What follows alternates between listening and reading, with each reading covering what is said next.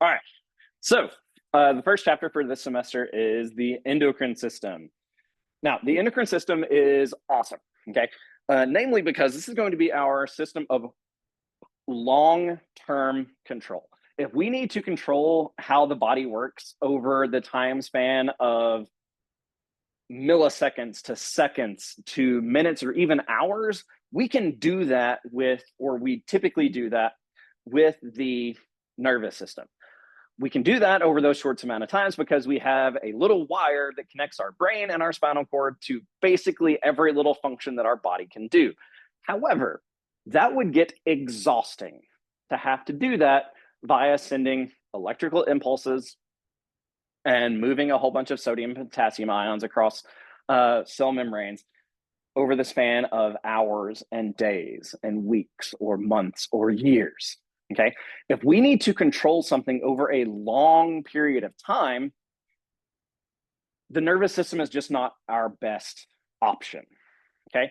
Instead, we need to have some sort of signaling that is going to last over these sorts of longer timescales. And this is where our endocrine system comes in.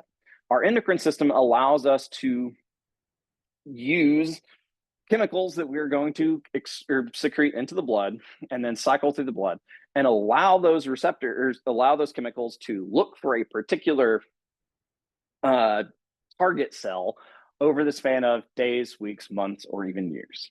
Okay, this is our long-term system of control. Okay, those chemicals that we release, we're going to call hormones.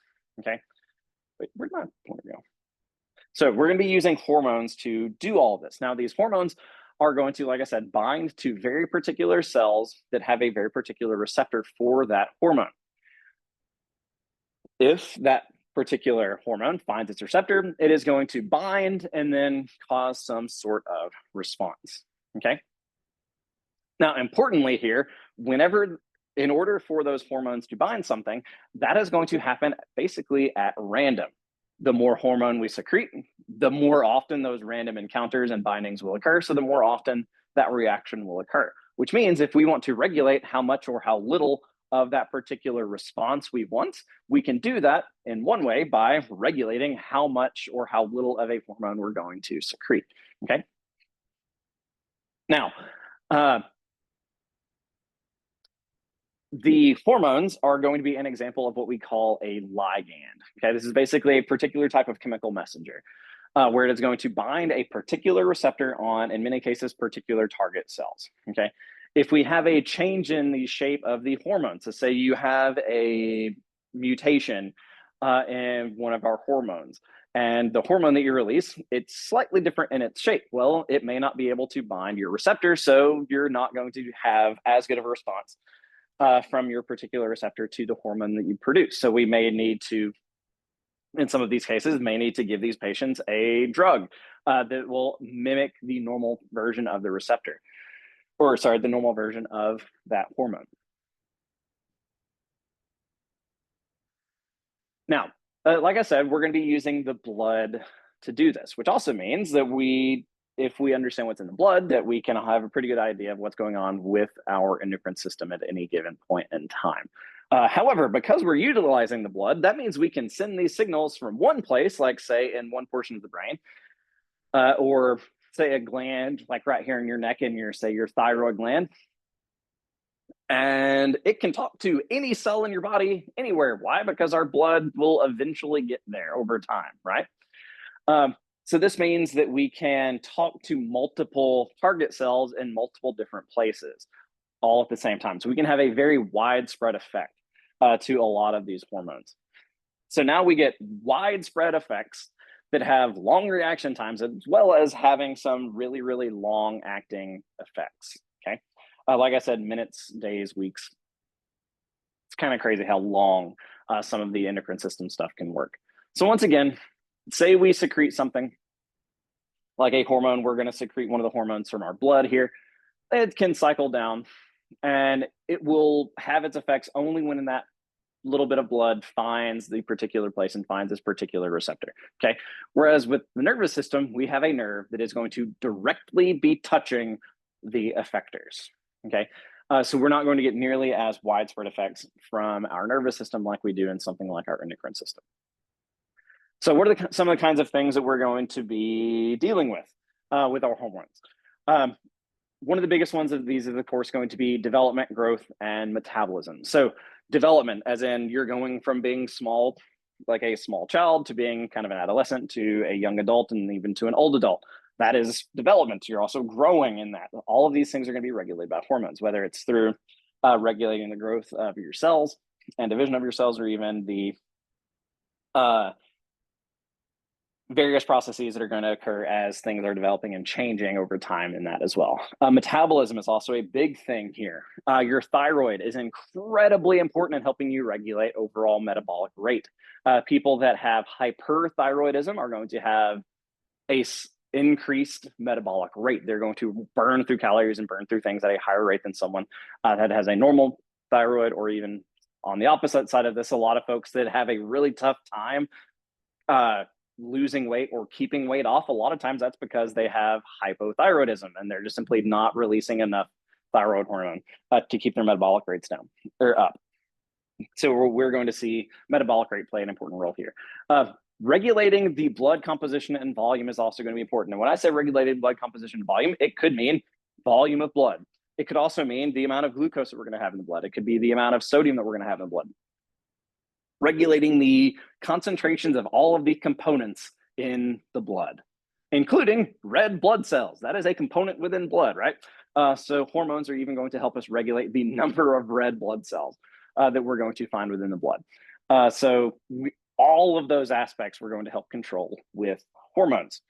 Makes sense because we're doing this over long periods of time.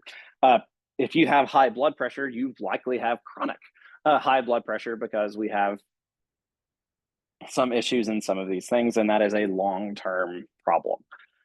Controlling digestion is also going to be a big deal here, whether it's telling us that we're full, regulating how often we're hungry, all those kinds of things, as well as moving stuff through our systems, all kinds of fun stuff. And then also controlling reproductive activities. All of that is, of course, so your testosterones, estrogens, progesterones, all of that kind of stuff are going to be dealing with the development of the reproductive systems, as well as kind of expression of behaviors. Sex-seeking behavior, all kinds of fun stuff related to those hormones as well.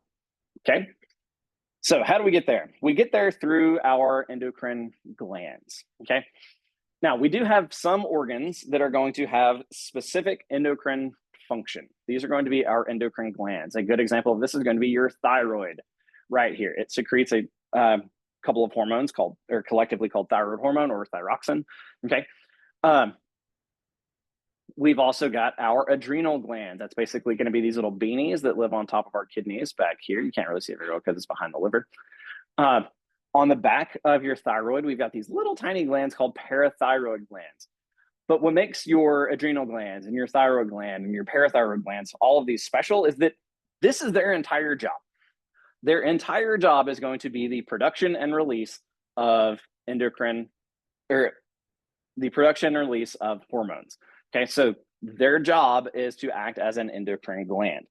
Another good example of this is going to be your pituitary gland. So there's a little ball that essentially is going to sit inside the sella turcica of your sphenoid bone in your skull. It's going to kind of hang down from your brain a little bit. And that is your pituitary gland. That is all it does, is secrete hormones. Okay. Within the brain, we also have the hypothalamus up here, though, which is going to have some nervous system function as well as endocrine function. So this gets us to the other big class of organs within the endocrine system, and that is that we have a bunch of hormones that are going to be secreted by things that have other functions as well. Okay, your skin, we know that our skin has lots and lots and lots of functions, right? One of those functions is going to be the secretion of some endocrine hormones. Your heart, it pumps blood. That's its main job, right? Well, it is also going to release hormones that are going to say, hey, we have slightly higher blood pressure here. We can release atrial natriuretic peptide that we can use to kind of drop our blood pressure back down. So we can have an organ that is going to have a different function within another system that will still release some amount of hormones to have some amount of endocrine function as well. So these are going to be the difference between an organ with some endocrine function. Or that is going to be different from your endocrine organs themselves, which are basically just glands. All right. Now, we have three different ways of telling these organs what to do. We can either tell these organs to secrete their hormones with another hormone. So we would say that this is hormonal stimulation, where one hormone is going to stimulate the response or release of another hormone. A good example of this is going to be your thyroid hormone, which, like I said, is going to be something that's useful for regulating overall metabolic activity. Okay. Uh, the thyroid hormone or the thyroid gland will only secrete thyroid hormone in response to the hormone thyroid stimulating hormone from the anterior pituitary. Okay, so the anterior pituitary secretes a hormone that will tell this hormone what to do, which means if we don't want to secrete thyroid hormone, we also need to make sure that we're not secreting this thyroid stimulating hormone. This is kind of our control pattern here. Okay. Now, another example, or another way that we can control the levels of hormones that are getting secreted is through what we call humoral stimulation. This basically just says that we have some concentration within either the blood or within the extracellular fluid that is going to tell us to secrete a hormone. Okay. A good example of this is insulin. Uh, if I give you a Snickers bar, okay, which is what I'm going to do on Wednesday, uh, I'm going to give you some candy. It will probably be Snickers. Anybody allergic to peanuts or like don't like Snickers or anything? Like, what's y'all's favorite candy? Snicker, like, is Snickers good for everybody? Good? Sweet. Um, it's always fun if you're like, no, I don't like Snickers. Like, I want Sweet Tarts or some horse hockey or something like that. Uh, Not that Sweet Tarts are bad, but either way, if I give you something with a bunch of sugar, you eat the thing with a bunch of sugar, that's going to raise the amount of glucose in your blood. So the amount of sugar that's going to be present in your blood. When your blood sugar rises, that is going to signal your pancreas to secrete insulin. So blood sugar goes up in the blood. That is a signal to tell the pancreas to secrete insulin. So when blood sugar goes up, pancreas says, oh, okay, cool. And then it will secrete insulin. So it is the presence of the glucose in the blood which triggers the response from the organ. Okay, so the level in the body's humors, in this case, the blood, is what's going to trigger the release of the hormone, in this case of insulin. Now, next, we also have our nervous system stimulation, which means, yes, your nervous system can tell your organs what to do. Okay, a good example of this is going to be epinephrine and norepinephrine. Another good word or another way of saying these two things is adrenaline. Okay, those are a hormone, or these are hormones that are released by your adrenal glands, thus adrenaline, right? Because it's from the adrenal gland. It's amazing how that stuff works. Names tell us stuff. Our nervous system is going to then send a signal out, like whenever we get scared or when something is scaring us, like say a car pulls out in front of you or something like that, and you have to brake really hard to drive around them through the median or something like that. Whenever that happens, your brain sends a signal out to the adrenal glands, and it's going to secrete epinephrine and norepinephrine, which will then cause all of epinephrine and norepinephrine's effects. This is why if you've ever had a circumstance like that occur,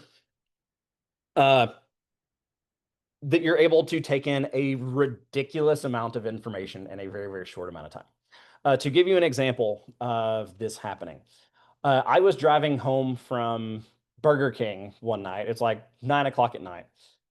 I'm driving home. I'm driving my old truck. I'm driving 60 miles an hour down the highway. Okay. That's the speed limit, or I guess 5 over the speed limit, technically. So if you're a cop, sorry, it'll be okay. Driving down the road, and all of a sudden, my truck falls onto my front left wheel. Okay. Why? This is because the control arm that sits under the suspension components of your tires kind of helps hold everything up. Well, that control arm fell off. So there was now nothing for my truck to sit its weight on. So all of the weight on the front end of my truck, and this is a 3/4 ton 92 Dodge Ram pickup, so it weighed 6,000 pounds, falls onto my front left tire. I'm going 60 miles an hour. Now, because of the effects of epinephrine or norepinephrine, I was able to brake with my truck. I was able to downshift to help me slow the truck down. I pull into the turn lane because I'm in the left lane of the highway. I'm able to recognize that there are cars to my right, so I can't pull right. I can then pull over into the turn lane. I recognize that there are virtually no cars coming the other way. I hold the truck inside the turn lane while I am downshifting the truck to make sure that I am stopping, all while I make sure that the drink that I have held within my between my legs doesn't spill. I'm keeping track of the cars behind me, beside me, in front of me, and to my left, while downshifting, while using the clutch of the truck, all making sure that I stay within the turn lane and making sure that I'm not getting from behind, all the fun stuff.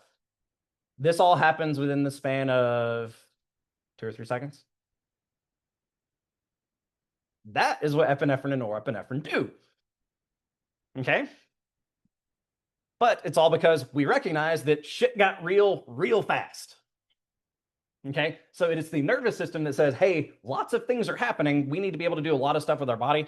And that's what this epinephrine and norepinephrine are for. And we're going to talk more about those effects once we get there. Now, there are different types of hormones in our body. Okay, one of the biggest types of hormones or classes of hormones are going to be our steroids. Steroids are not all just the stuff that makes the rock really big and heavy and strong and stuff like that. That's true. He does take those, lots of them. Okay. However, steroid molecules in general are all going to be derived from this 4-ring molecule right here that we call cholesterol.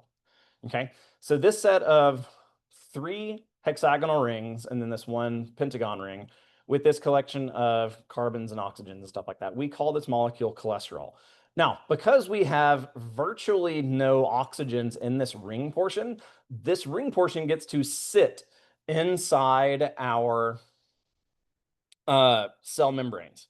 Okay, that's because this is a lipid, or it is at the very least lipid soluble. Okay, which means in order for it to get moved through the blood, we have to help it move through the blood via some chaperone molecules to make sure that we can kind of move it through the blood. Okay, that also means though that these are going to last in the blood for a very long period of time. Once again, it's because they are lipid soluble. Because they're not water soluble, we have to have some help, but those little helper molecules let them stick around for a long time. Okay, there are other examples of steroid molecules. We not only have testosterone, which is what you probably think of when you think of steroid hormones, but also estrogen and progesterone. These are mostly going to be female found hormones, right? But these are both derived from the same steroid compounds here, okay? Or they are classes of steroid compounds. So estrogen and progesterone are very similar in structure to things like testosterone. We also have cortisol and aldosterone that are kind of all within the same group. But they're all going to have this kind of sterol group here. Now, our next group is going to be what we call the biogenic amines or monoamines. Mono being the key term, okay? Meaning this is basically a single amino acid, okay? It is a modified version of that amino acid. So it's not going to be exactly the amino acid, but it's going to be very close. They're all going to be derived from a particular amino acid. They're usually going to chop off one end or the other. So for example, here we have our nitrogen group right here, but we don't have an extra CH2 group out here anywhere, which tells us that what we cut off was actually the other little end. Okay, so we cut off the acid group over here. Now, there is charge here. We have an oxygen, we have an oxygen, we have an oxygen, we have a nitrogen, which means we have some charge, which means this is water soluble. Almost all of these, the exception is thyroid hormone, all of these are going to be water soluble because of this particular shape. Now, if we take that idea that we're going to have these modified amino acids as hormones, what if we just made a whole bunch of amino acids a hormone? And that's our last category, or our last category is just proteins. Most of our hormones are going to be some version of a protein. Now, remember that a protein is nothing more and nothing less than a whole bunch of amino acids that are stuck together, right? So it's just a chain of amino acids, which means we have a genetic code for this. That may actually be somewhat problematic in some of these cases, okay? That's because, say you have a mutation in the gene that codes for this hormone. Well, you could have a mutation that makes your insulin not fit an insulin receptor. Or you could have a mutation in the insulin receptor that your insulin doesn't fit. and all of a sudden you do not have the right balance of effect from your hormones. There are some people that have insulin resistance diabetes. That's basically because their hormone or their receptor on their cells isn't the right shape for insulin to bind to correctly. So that means that's why they can't actually get the blood sugar out of their or the sugar out of their blood, and so on and so on. Like, but most of our hormones are going to fall in this category. Now, some of our hormones are going to be what we call local hormones. This means that we do not have to circulate them in the blood. Basically, it means we're going to release them from one cell, and then the target cell is essentially going to be sitting right there next to them so that they don't have to get released into the blood to cause their work to occur. Good examples of this are going to be things like your eicosanoids and your prostaglandins. Prostaglandins are important because these are going to give us our pain and our inflammatory responses. When you release prostaglandins from one cell, it will then bind to the other cell and cause those other cells to kind of do all the same inflammatory stuff and get bigger and grow and all those kinds of fun stuff. This is one of the ways that we keep inflammation and pain localized, is because that this stuff doesn't have to go into the blood.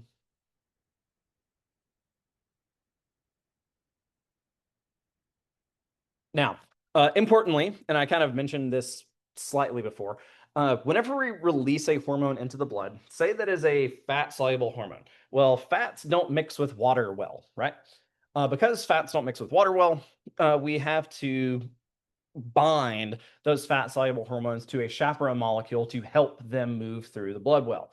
Now, when that happens, that is actually going to make those hormones last in the blood a lot longer, just simply because they're going to have a harder time binding their target cells, which means they're going to stick around for longer periods of time. A good example of this is testosterone. Whenever you put some testosterone into the blood, you will have roughly that same amount of testosterone in the blood up until about 12 days, at which point you typically will see it fall off by about 50%. Okay, so it takes us 12 days to drop the concentration of testosterone to 50% of where we started. Okay, now that is kind of what we mean by half-life. So if we inject 10 milligrams of testosterone into the person's blood, we expect to see we expect to find 5 milligrams in their blood after 12 days. Okay, that's what we mean by half-life. That's how much time it takes for that amount to half. So from that 12 days, so we've gone down to 5, and another 12 days we'll be down to 2.5%, or 2.5 milligrams, and so on and so on and so on. So these things can take a long time. Water-soluble hormones are water-soluble. This means that they're going to find or move through the blood far more easily. This also means that they will find their receptor cells more often and be able to bind to them more often. This means that their half-lives are going to be much, much shorter. A good example of this is going to be some of our small peptide hormones may only last in the blood for a handful of minutes before they have bound stuff, at which point they are consumed and they will do what they're supposed to do. But typically, if it's going to have a short half-life, we're going to secrete it more often.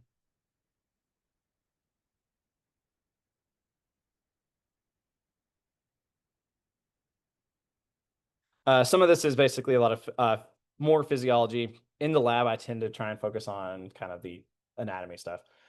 This is how a lot of our hormones are going to work. They're going to move through what we call a G protein. These G proteins are awesome, then. Okay, a G protein is basically going to be a protein that is going to be bound in the membrane of our cell, where we have a receptor kind of out here. Okay, so this is our receptor cell. And it's looking for a particular hormone. We have this kind of triangular shape, so it's going to be binding a triangular hormone. That hormone binds. When that hormone binds, there's going to be a little hormone, or not a hormone, a protein connected to our receptor protein here. This is our G protein. When that hormone binds, it's going to cause the release of that G protein from our receptor protein, and then the G protein will move through the cell and it will start to cause effects within the cell.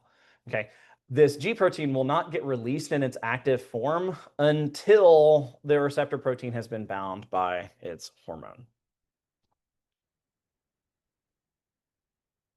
So protein here, waiting to be bound. G protein will cause some sort of effect to occur, and then we're going to cause the cascade of reactions happening inside the cell. Something like insulin is going to rely on one of these G protein cascades. And when I say G protein cascade, the one for insulin is around 18 steps. So 18 different reactions are going to occur after insulin has bound its receptor protein. 18 steps between binding of insulin to causing the effects within the cell.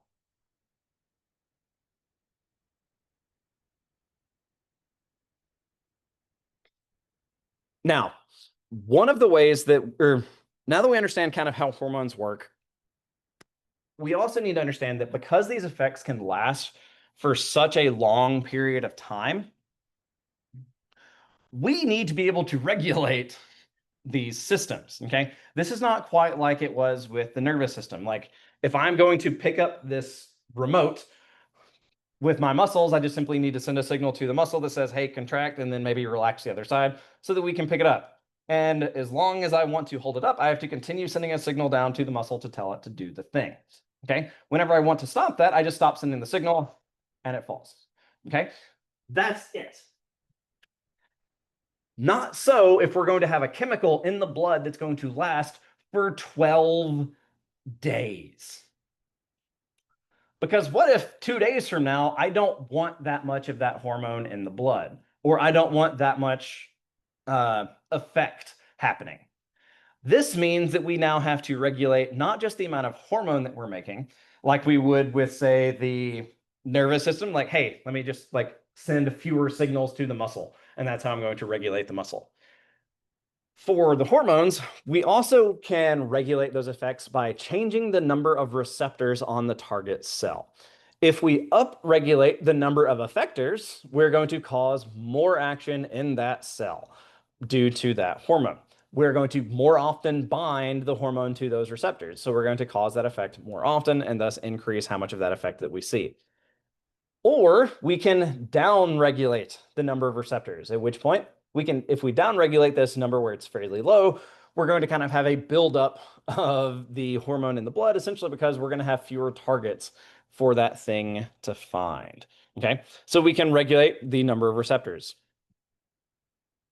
One of the other ways that we can regulate the effects of things is that we're going to have multiple receptors on multiples of our cells. Some of these receptors or some of these hormones will be synergistic, which means they'll work together and they will increase rates. Okay. Another option may be that the hormone 1 is going to allow us to be able to respond to hormone 2. And then other times they may say just stop the behavior of one of the others, where one hormone causes the opposite effect of one of the other hormones. So this is going to be happening basically all the time.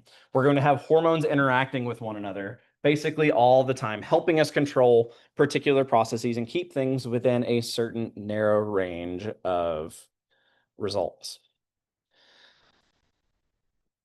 So one of the primary places that a lot of our hormones are going to start is up here in what we call the hypothalamus. So remember that right here in the brain, we have the thalamus and this kind of olive-shaped region. Then we have this W-shaped region right here. This is our hypothalamus. The hypothalamus is going to be connected to our anterior and posterior pituitary. Now, the posterior pituitary is going to be directly connected to the hypothalamus. Okay. So the hypothalamus is going to make the hormones up here, and they will simply release those hormones from the posterior portion out here. Okay. So we produce them up here in the hypothalamus, and they get released from the posterior portion down here. We are also going to have the hypothalamus releasing some hormones into the blood. I want you to look at their names. Thyrotropin releasing hormone, prolactin releasing hormone, gonadotropin releasing hormone, releasing, inhibiting. These are all telling you that we are controlling releases of hormones here in our hypothalamus. If we want to release thyrotropin hormone from something, we have to allow that to occur by releasing the releasing hormone from the hypothalamus. Okay. So because of this, your hypothalamus is kind of your master gland. It is what's going to be controlling the vast majority of your endocrine system. Okay. And it's going to do that through the release of a lot of these releasing or inhibiting hormones. And it's going to release these hormones into this set of capillaries right here. This set of capillaries is going to be what we call the hypophyseal portal system. Okay. Now, the reason it is a portal system is because we have one set of capillaries here, and they are directly connected to another set of capillaries here. So anytime we have two connected bands of capillaries or two connected networks of capillaries, we're going to call that a portal system. We're going to see another portal system in the liver called the hepatic portal system. Okay.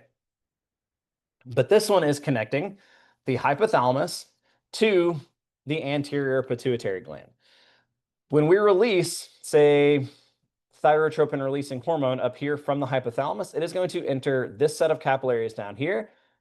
So this set of this primary plexus, and then it's going to move through these portal veins and down to the secondary plexus of the portal system in the anterior pituitary. It will then bind its target cells here, where the anterior pituitary will now release, in this case, thyroid stimulating hormone. Okay, so thyroid releasing hormone gets released from the hypothalamus into this portal system, at which point it tells the anterior pituitary to release thyroid stimulating hormone, which is going to go, guess where?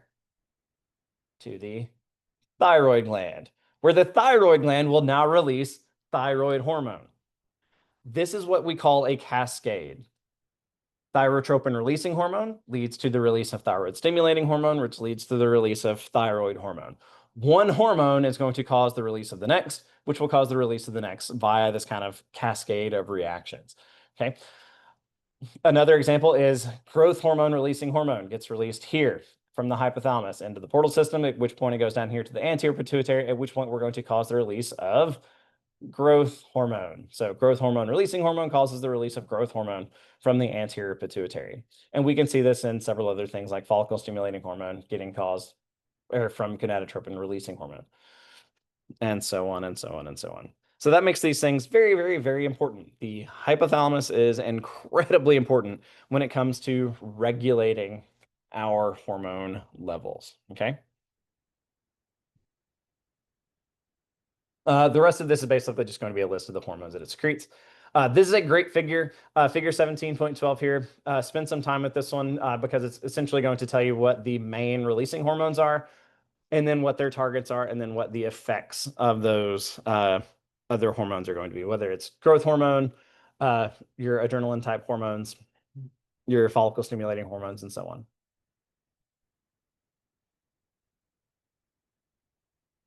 So here we've got growth hormones. So each of these hormones is going to be regulated in different ways.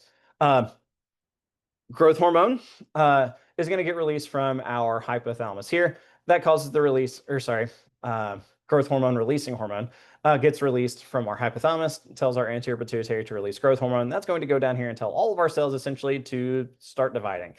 And that's going to cause them to grow. It's going to cause our bones to get longer or bones to get more dense, more heavy. Not all of your bones can grow all of the time, though, right? Like once your long bones have fused, your long bones cannot grow any longer. However, that is not the case for all of your other tissues. The muscles will be able to continue to grow. If you look at Sylvester Stallone, he's well known for taking growth hormone. That increased the rate that his nose and his ears grew.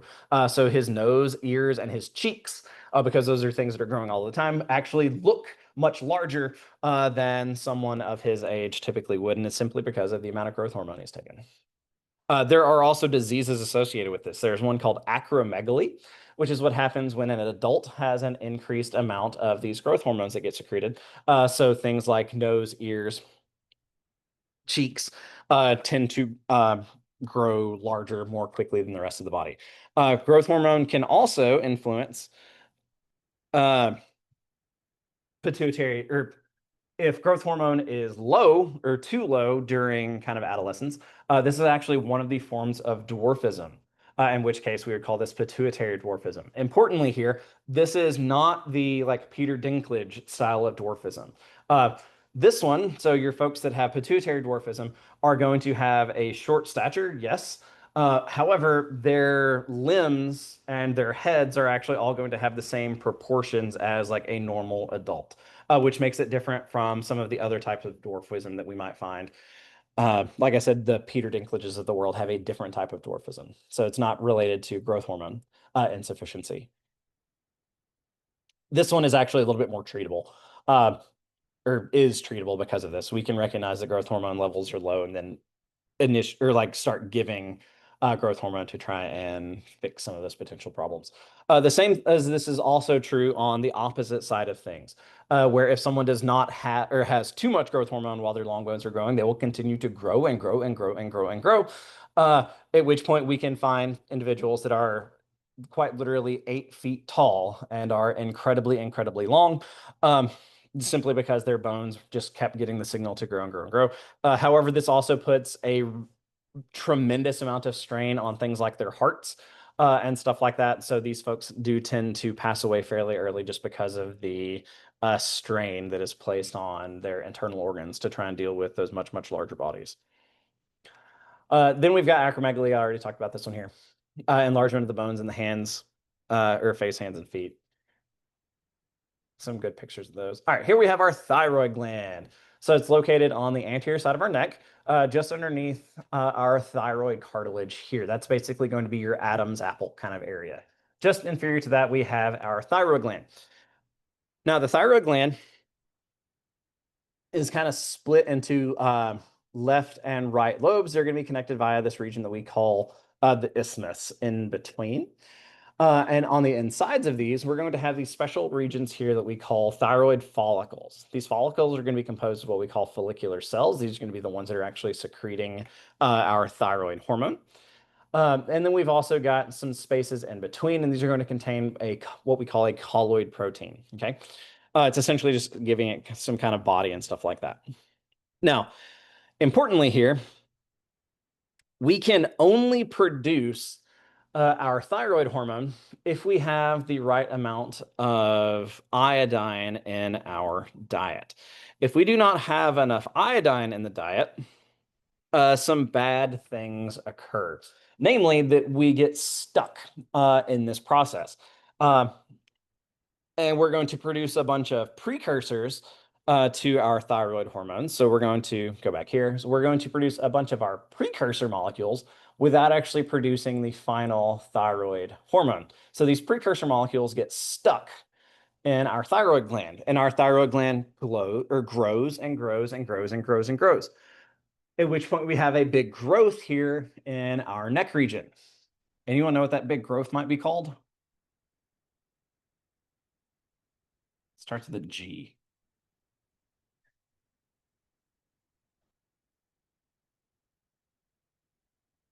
It's a goiter. Okay. So a goiter, do I have a picture? No. What? Where'd all my cool pictures go? So a goiter is essentially going to be an enlargement of that thyroid gland. And this is usually due to not having enough iodine in the diet.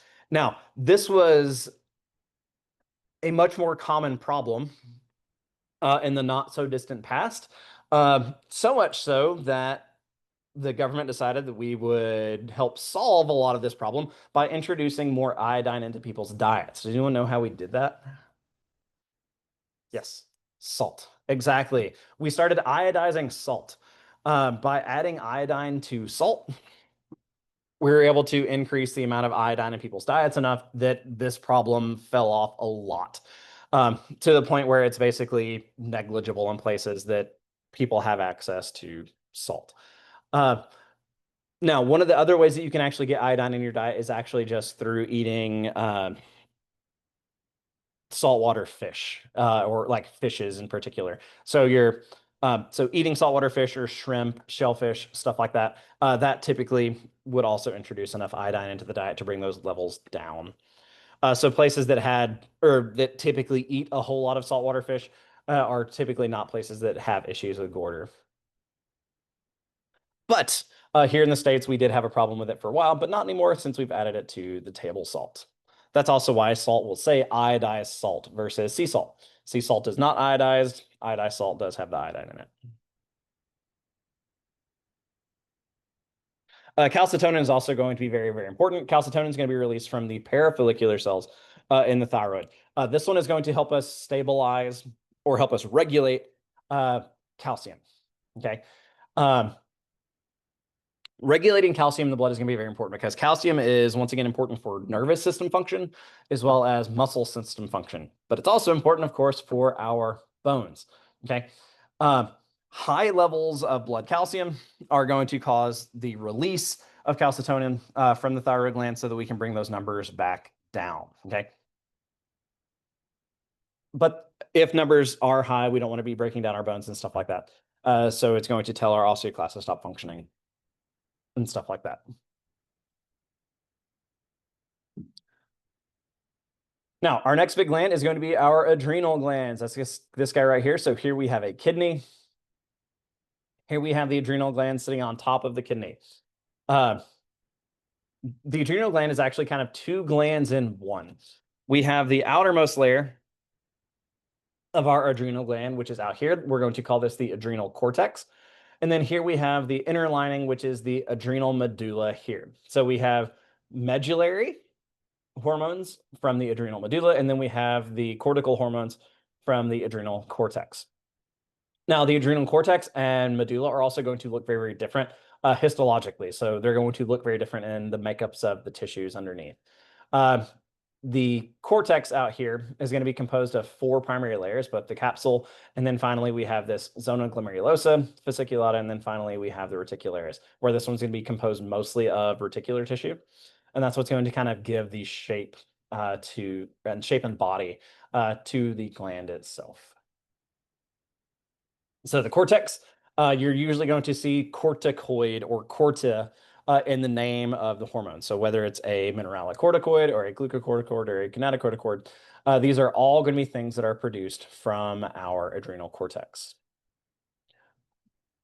A good example of these are actually going to be our androgen hormones, so things like the male sex hormones. So we will produce testosterone in some amount in both males and females right here in the adrenal cortex. In females, though, that hormone will then get converted to estrogen. Cortisol is another good example of this, and cortisol is basically is one of our stress hormones here. So we can see another lovely little figure talking about the various effects, whether it's on the liver, the fat cells, muscle cells, or mast cells, and so on. But stress levels are also or the amount of cortisol in the blood is also going to vary over the course of the day.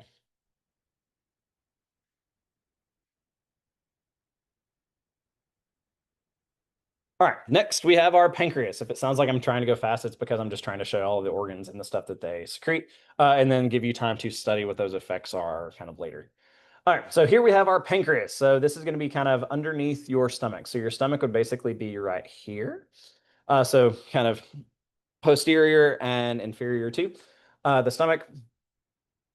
But here we have our pancreas. This little section right here is the first section of our small intestine called the duodenum.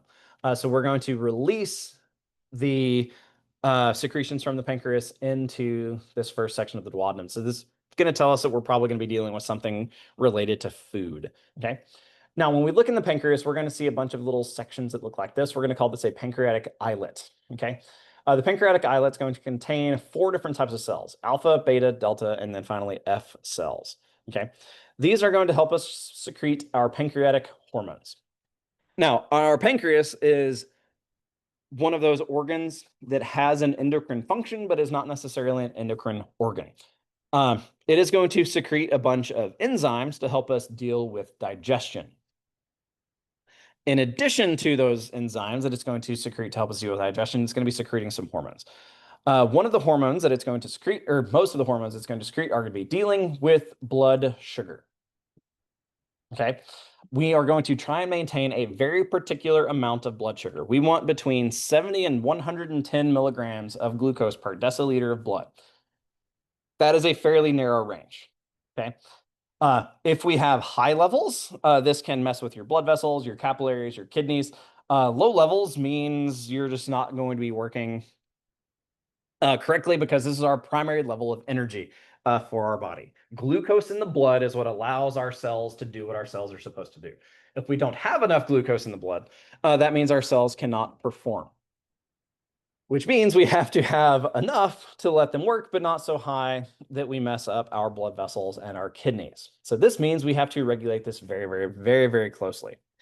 We're going to do that once again using our pancreas. So whenever we eat our Snickers bar, whenever that happens, our beta cells are going to release or sense that rise in glucose, and then they're going to release insulin. Insulin is going to bring those blood sugar levels down. Okay. So insulin is going to do this because it's going to bind to various receptors on basically all of our cells, which are going to tell those cells to take glucose out of the blood. When those cells take glucose out of the blood, well, all of a sudden, well, glucose is now not in the blood, right? So what's going to happen to our blood sugar levels if our cells are consuming it? They're going to go down, right? So insulin is going to cause our blood sugar to go down. The problem is it could go too far. So how do we avoid the lethargy, mental impairment, and stuff like that of having too low of blood sugar? We have to have another hormone that's going to cause it to go up, right? So this is where we have glucagon come into play. Glucagon is essentially going to be an opposite hormone to insulin. Insulin causes our blood sugar levels to go down. Glucagon is going to tell our insulin levels, or not our insulin levels, but our blood sugar levels to go back up. Well, if we cause your blood sugar levels to go up, well, that means insulin's going to get secreted, which means we're going to have blood sugar levels get pulled down. So we're constantly going to have insulin and glucagon in this fight going back and forth to make sure that we can keep our blood sugar levels fairly stable. Okay. They're going to vary, of course, but we want them to stay within a nice narrow range to make sure that things are going to function the way they're supposed to function. Okay. Now, the way that glucagon is going to bring our blood sugar levels back up is it's going to cause us to take any glycogen that we have stored in our tissues and turn that glycogen into glucose in the blood. Okay. It's also going to cause us to release any fats that we have in our fat cells. It's going to cause us to release some of those fats so that we can utilize those to turn those into glucose, or at least glucose-like things within our cells so that we can utilize these for energy. Okay. So increased lipolysis. We're going to break down fat, and we're also going to break down glycogen in places like our muscles and stuff like that, our muscles and in our liver. Okay. So at which point we're also not going to be making any more glycogen in those places. The opposite of this is true with insulin. Okay. Blood sugar levels go up, we release insulin, and this is going to cause us to take glucose out of the blood. How do we do so? We're going to tell our normal cells to utilize the glucose. We're going to tell our muscle cells to utilize the glucose as well as to store some of that energy in the form of glycogen in our muscles. We're going to tell our fat cells to take in some of that glucose and convert it to fat in our fat cells. We're also going to do the same thing, telling our liver to store some of this as glycogen, which is basically animal starch. So store some of that sugar from the blood. So you'll notice that those two things are basically going to be kind of opposites. Now, you have likely heard of diabetes. Diabetes, we have two major forms. We have type 1 diabetes and type 2 diabetes. We also have diabetes mellitus. Okay. These are all going to be dealing with blood sugar. Okay. Diabetes mellitus is basically going to be caused by an increase in glucose in the blood that we're not able to get out of the blood, which means we're going to have a chronically elevated blood glucose level. When this happens, this can cause damage to our blood vessels, which can lead to things like blindness because we have lots of little tiny capillaries in our eyes, right? Then we've got kidney failure because, well, your kidneys have lots and lots of capillaries. So all of those kinds of things. This can also lead to amputations and stuff like that. In fact, my wife was in on a foot amputation literally last week from a diabetes mellitus patient. My wife is a CRNA, so a certified registered nurse anesthetist. So she does anesthesia. Type 1 diabetes is most prevalent in children. This one is basically going to be caused by the person not secreting or releasing insulin from the pancreas. Because they are not secreting insulin, this one we typically treat by having these patients get injections of insulin to help them bring their blood sugar levels down and keep their blood sugar levels down. Folks with type 2 diabetes, this typically is going to onset in adults. It does sometimes occur in young adults, but typically occurs in older adults. This one, though, we're going to have folks not simply releasing enough insulin to deal with the amount of sugar that they are taking in, or we have some type of insulin effectiveness issues. So the insulin that they're producing doesn't bind to their receptors, or the receptor that they have doesn't work. So these we're going to treat in different ways depending on the individual and the type or the cause, I guess, of their particular problems. Gestational diabetes is also a thing. Now, one of the reasons that we're spending so much time talking about blood sugar is that one, it's important, and two, we can test this. So when we come to class on Wednesday, if possible, I understand that it's like 10 o'clock or something like that. I want you to come to class not having eaten tomorrow. If possible, like if you get hungry and you want to eat, that's fine. We'll still see your numbers go up when I give you some chocolate. Because what we're going to do is we will test your blood sugar when you first come in tomorrow or on Wednesday. I will give you some food, and then we will look at your blood sugar after the food or after I've given you the food, so we can see if those numbers are going to go up or down or whatever, and we'll be able to kind of talk about it that way.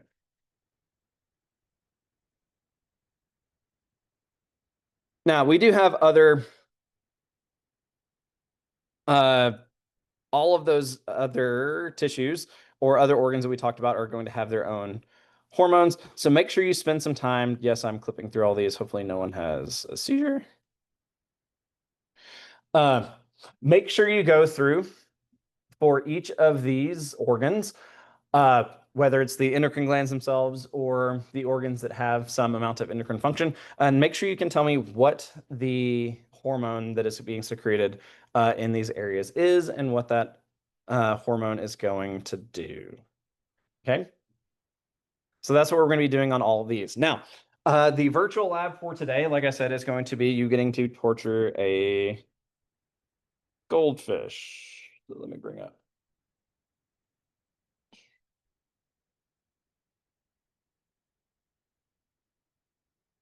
God, did I break it?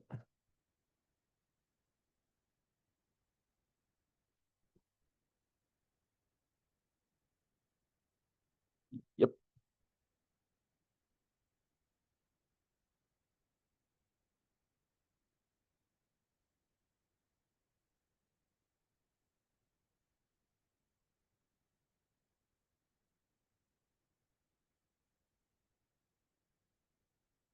Basically, okay, there it goes. I was going to say, we get to see what some of the effects of either being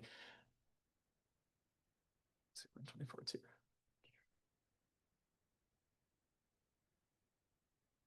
Or are we just not going to work? Is that what we're doing?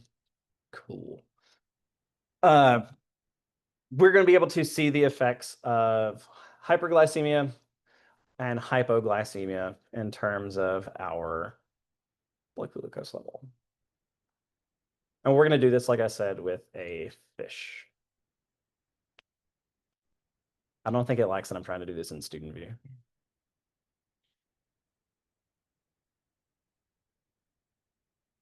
Oh, come on. Is our internet that bad today? Or do I have just that many tabs open? I do have a bunch of tabs open. More than I can count. All right. So apparently this is not going to work, which is unfortunate. But even though we are here in class today and I did have to talk to you about some stuff, unable to connect the server. Yay! Fun, fun, fun things to happen on the first day of class. Even though y'all were here, we will still need to have y'all do these virtual labs. This is probably going to be the single most talking I will do on any given day this semester. And a big part of that is because we have to go over all of the syllabus and stuff like that. But make sure you spend some time with the virtual labs. I'm going to go ahead and go next door and grab a couple of little plaques for y'all so that you can use those to look at some of these organs and make sure that you can, at the very least, before you leave for today, that you can identify the organs on this thing here.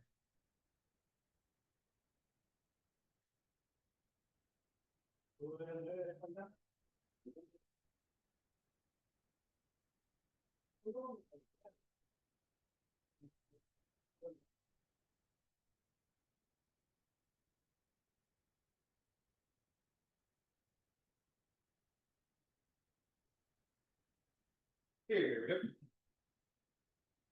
go. And just so y'all know, y'all are basically like, because y'all can do these things via recordings and all that kind of stuff, y'all are always free to go whenever. But like you